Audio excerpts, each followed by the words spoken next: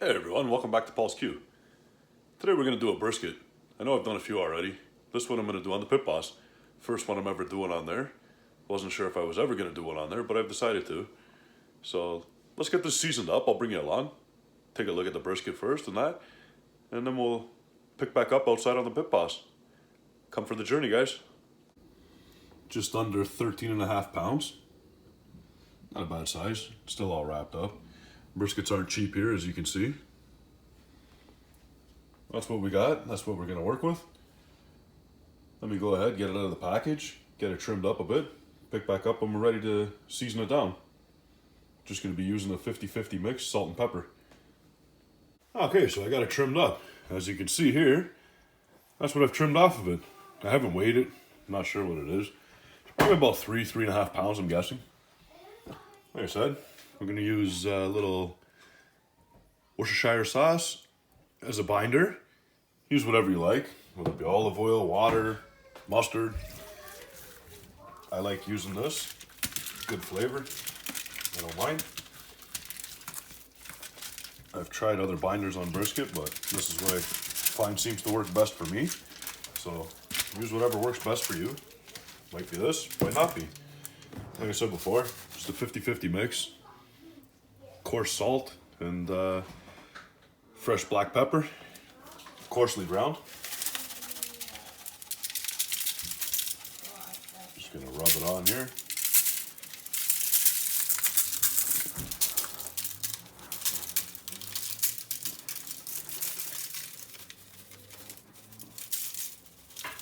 Make sure you cover it all nice, even though it's the fat side, doesn't matter. Press the rub in. Don't rub the rub in.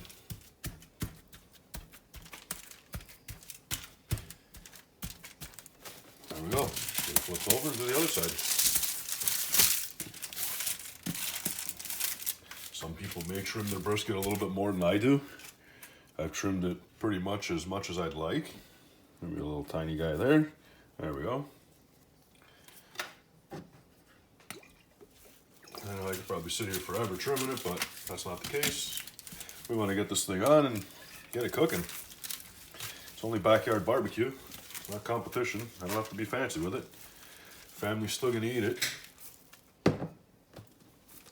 don't have to have it look spectacular for everybody. As long as it's edible in the outcome, that's all that matters.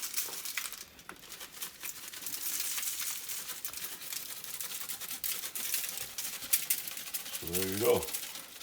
Rub it down with salt and pepper. Just a basic rub. Nothing fancy at all. Gives it a great taste. If you haven't tried it, you're used to using rubs, just try salt and pepper one time. You might be impressed. Pat the rub in, just like that. Grab it off the side there.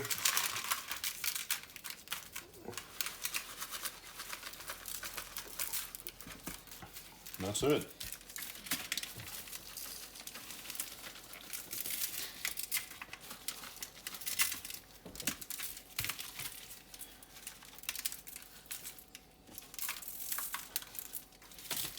That's all there is to it. Oh, we'll pick back up when we're out on the smoker. When we're ready to put it on the Pit Boss, we'll pick back up. See you guys outside. Okay, so we got the pit fired up. As you can see, she's starting to give off a little bit of smoke again. I just got it set on the smoke setting right now. I'm gonna leave it on that setting for 2, maybe 3 hours. Then I'm gonna boost it up 225, 250. I haven't decided yet. Totally, probably 225. It's dark out, as you can tell. It's not the greatest lighting, but it's okay. It's almost 10 o'clock at night over here. Let's get this baby open.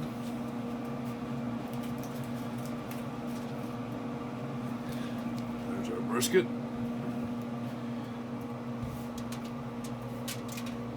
And this is the first time I am ever doing a brisket on this pit. So we'll see how this turns out. Meat roll.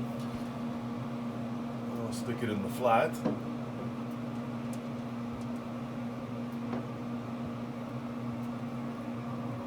That looks like it should be a good spot there. I got my grate probe in there too, because I'll probably be going to bed at some point. That way I have some monitorization. I trust the pit, but I still want to have a backup just in case something fails. The alarm will go off, wake me up, so I know what's going on. That's it. Let's get you in for a closer look there inside the pit. There's the grate probe in the back there. Yeah, if something fails, then at least the alarm will go off, wake me up, and then I can come out and deal with that. But I don't foresee any issues going to be happening. So let's just get this all closed up. And I'm pretty sure it'll probably be in the morning now when we pick up next, because I'm not wrapping it. I'm probably not going to be spritzing it. I've gone fat cap down because I do believe most of the heat generates from the bottom. So we're going to hopefully form a nice bark on the top of this. That way when I slice into it tomorrow, we have a nice bark and everything else. So we'll pick back up in the morning when we see how we're at. Close it down. And that's all. Just a quick update here. Still got it on the smoke setting. It's only been about 5 minutes. See there. Got it on the smoke setting. Just wanted to update you and let you know that I'm using a mixture of the pellets between hickory, oak, and apple. So we'll see how that turns out. Okay, we've been 3 hours now on the smoke setting. I'm gonna open it up, give you guys one look. See what we're looking at.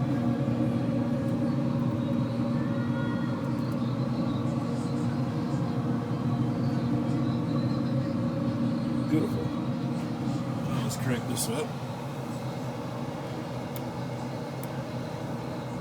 225.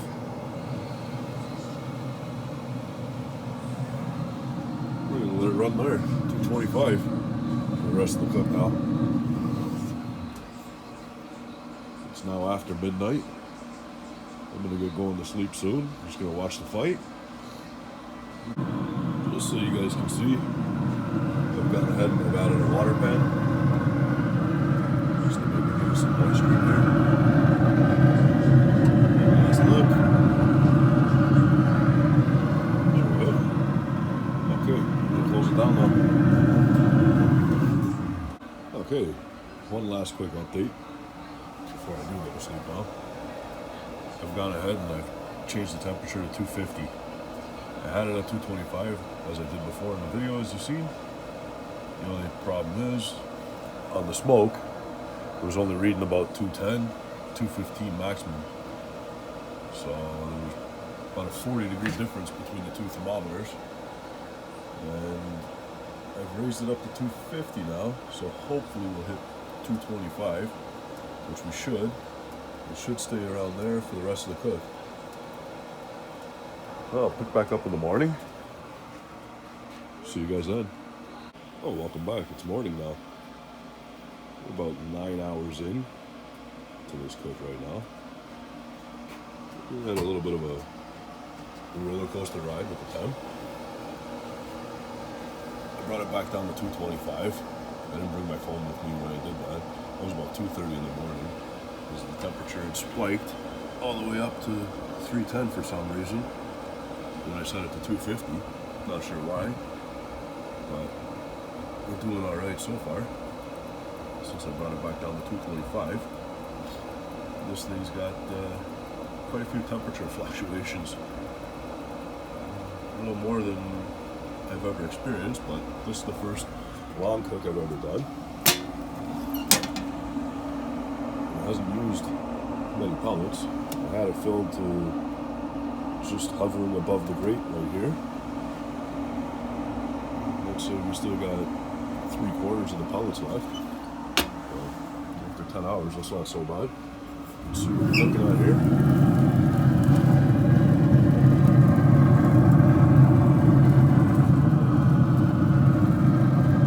Looking fairly good. Internal on the meat right now. Got 161. fall. Still. We'll pick back up in a bit. Okay. So I just got ahead of the water bed back down. I put a little bit more water back into it. Half the water was left than I originally put. So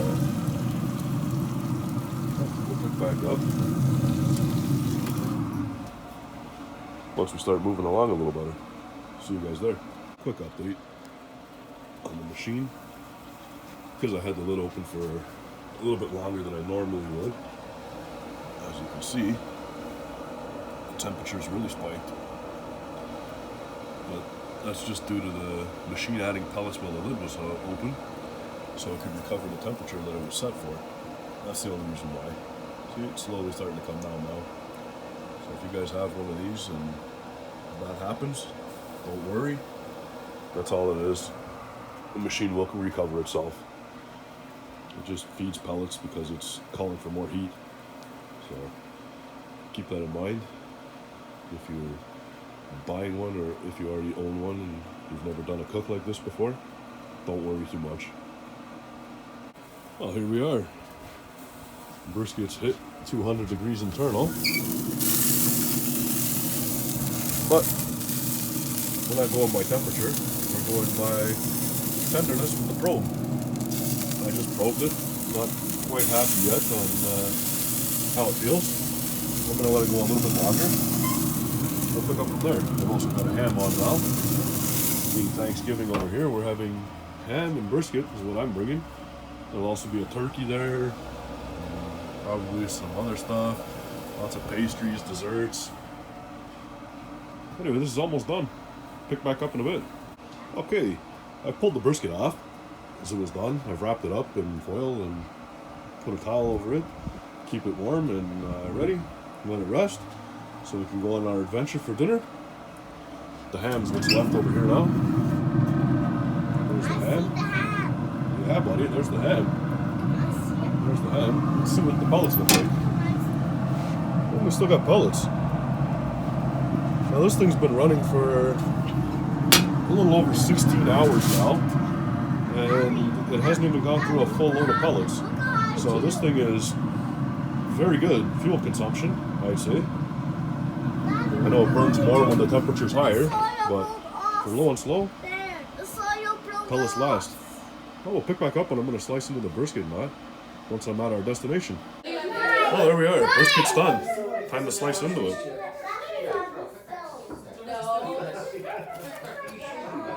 Some slices out of her. Nice bark on it. Oh, yes, me. You're the first one out. Where's the other three? Who is next? I see you. Who is I next? see you. I see you. Wait till I go Who is under there and get next? you guys. There we are. Benjamin is brave. How did you do it? No, makeup or no. Who's here? Who's that?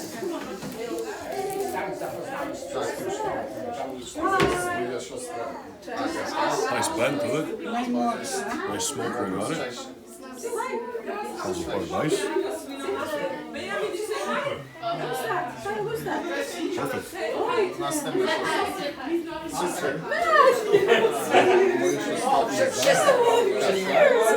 I'm making a video. Making a video. Is here. Keep saying Matthew. Are you done? So there you have it. There's my first attempt at a brisket on the Pit Boss. Turned out alright. Had a nice smoke ring to it. Well, I'll probably do another one on there once I feel the pit out a little bit more. I wasn't too happy with the way this one turned out. It turned out good. It was delicious and it was juicy, but it wasn't the way it comes off the Smoky Mountain. So next time we'll aim for that. But we'll see what we can do at the next time. Anyway, hope you guys enjoyed this. If you did, you know what to do. Bye, guys.